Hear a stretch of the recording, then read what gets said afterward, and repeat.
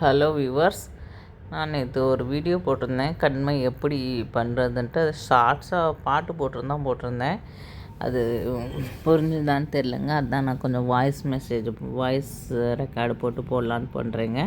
இதுக்கு தேவையானது பார்த்திங்கன்னா எண்ணெய், நம்ம அகல் விளக்கு, எண்ணெய், திரி, அவ்வளோதாங்க. 2 செங்கல் வச்சுக்கணும். அது செங்கலில் நான் பேப்பர் போட்டு கீழே யூஸ் பண்ணுறதுக்காக அப்படி வச்சுருக்கேன். அதனால் அது செங்கல் தான்.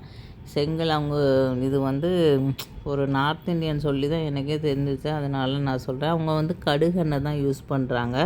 நம்ம நல்லெண்ணெய் கூட யூஸ் பண்ணலாம்.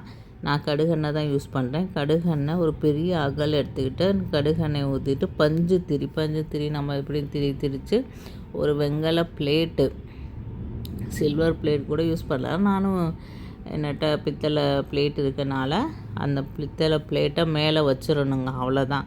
நம்ம இந்த சின்ன வயசுலலாம் குங்குமம்லாம் பண்ணுவோம்ல, கொட்டாங்குச்சியில் இதெல்லாம் பண்ணி அந்த மாதிரி தாங்க இதுவும்.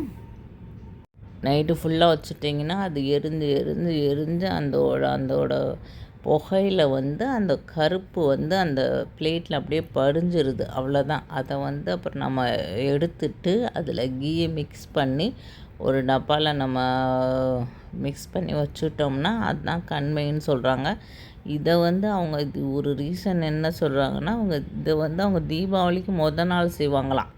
இப்போ நம்ம தீபாவளிக்கு நாள்லாம் சொல்கிறோம்ல, விளக்கு வைக்கணும் அது இதுன்ட்டு, அந்த மெத்தடில் தான் அவங்க பண்ணுவாங்களாம். இதை நாளே நைட்டு, தீபாவளி அன்னைக்கு நாள் நைட்டு பூரா அவங்க வீட்டில் இந்த விளக்கு எரிய வச்சுட்டு இந்த மாதிரி கண்மை பண்ணி வச்சுக்குவாங்களாம். அதை தான் அவங்க வருஷம் பூரா யூஸ் பண்ணுவாங்களாம். குழந்தைங்களுக்கும் சரி, அவங்களுக்கும் சரி.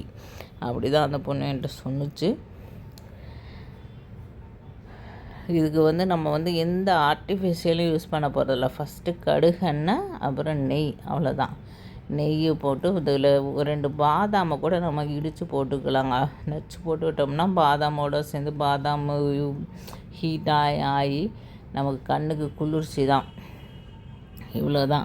இதுக்கு 3 பொருள் தான். நைட்டு பூரா எரிஞ்சு வச்சிட்டோம்னா கண்மை ரெடி ஆயிரும்.